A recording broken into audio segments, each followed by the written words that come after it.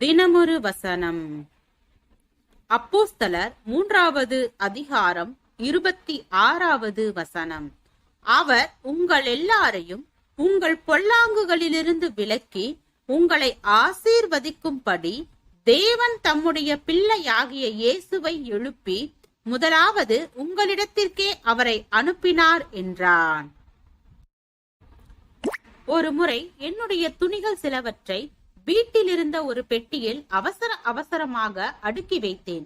சில நாட்களுக்கு பின்னால் பெட்டியை திறந்த போது அதிலிருந்த துணிகளிலிருந்து மோசமான ஒரு வாசனை வந்தது. அது மட்டுமின்றி நல்ல துணிகள் அங்காங்கே ஏதோ பூச்சிகளால் அரிக்கப்பட்டிருந்தன. துணிகளை வைக்கும் முன்பு அந்த பெட்டியின் உட்புறத்தை நன்கு சோதித்து சுத்தம் செய்யாததால் பல துணிகள் நஷ்டமானது.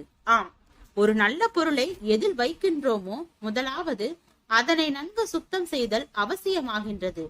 அதுபோலவே தேவனுடைய ஆசீர்வாதங்களும், தேவன் தம்முடைய ஆசீர்வாதங்களை நம்முடைய வாழ்க்கையில் வைக்கும் முன்பு வாழ்க்கையை சுத்தம் செய்யவே விரும்புகிறார்.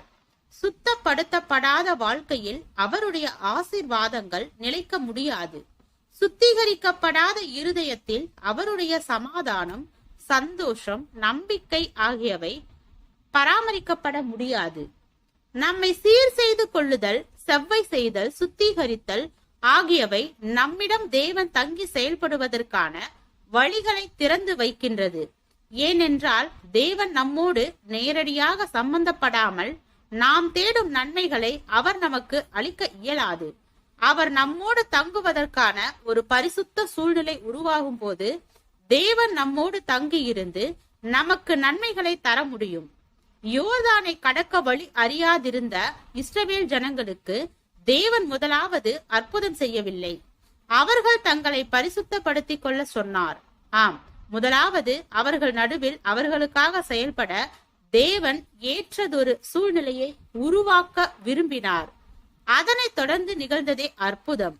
ஒரு பாத்திரத்தில் பாலை ஊற்றும் முன்பு அதனை சுத்தப்படுத்த போதிய கவனம் செலுத்தாவிடில் பால் அங்கே வீணாகிவிடும். ஏராளமான விசுவாசிகள் தேவனுடைய நன்மைகளை பெறுகின்ற நிலைகளில் காண்பிக்கும் ஆசீர்வாதத்தின் அளவிற்கு அவரால் வாழ்க்கைக்கு உரிய முறையில் சுத்தமாக்கப்பட வேண்டும் என்ற நிலைகளுக்கு முக்கியத்துவம் கொடுப்பதில்லை. ஆனால் தேவன் நம்மை நிறைவாக ஆசீர்வதிக்கும் முன்பு நம்மை அதற்கு ஏற்ப நிறைவாக சுத்திகரிக்க விரும்புகின்றார். ஆயினும் அதை நம்முடைய ஒத்துழைப்பின்றி அவர் செய்ய முடியாது.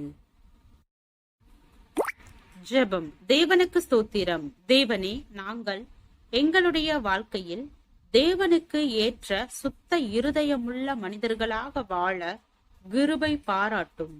ஆமென்.